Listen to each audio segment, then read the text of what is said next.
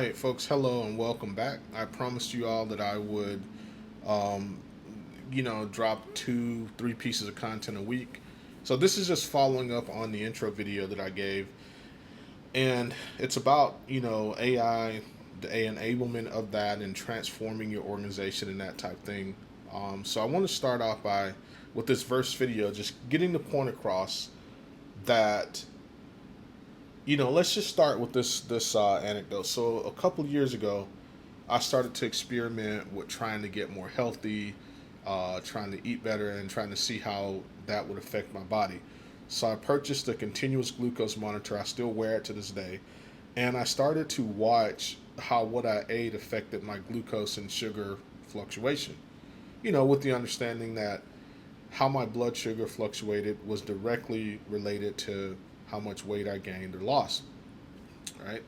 Now, what I found out is not only did half the popular diet advice not work for me, but some of it had exactly the opposite effect. And I learned that my body chemistry and how it processes food and walking and how much exercise, all of this stuff is unique to my chemical makeup.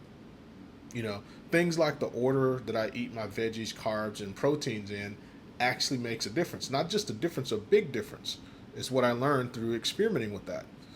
So I also learned that potatoes and rice, for example, affects me differently from a carb and a glucose spike standpoint, right? These are things that I learned about my body. And once I really learned all this stuff about my body, it became a little bit easier to manage weight and things like that.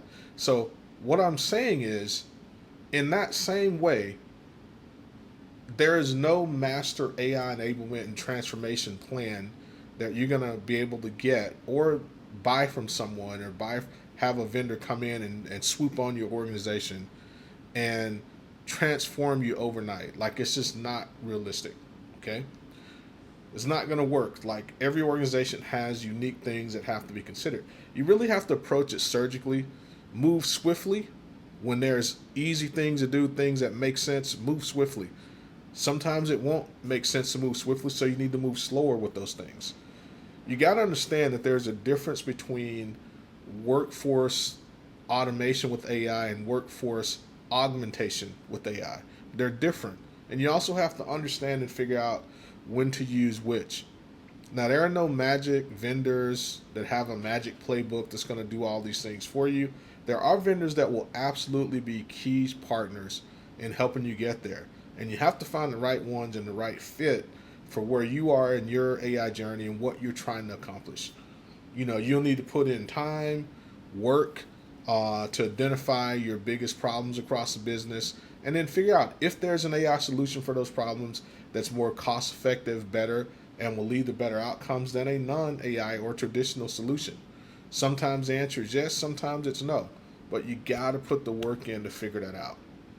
In other words, this is not a short term project, it will be a long term business transformation. And how do you do that? Well, that is going to be in the next video. But I need you to understand coming out the gate that if you're looking to go out and just get a solution, drop it on top of your org, and expect to be transformed into an AI enabled and an AI capable organization overnight, it's not a real thing. Now, there's things out there you can buy. You can also go and just roll AI out without a strategy and without an enablement plan and get some pretty cool stuff happening in your org.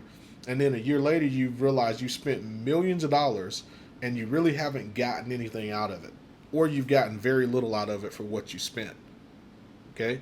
So, with that being the case, I'm going to walk through everything I learned as I go about this journey of enabling my organization.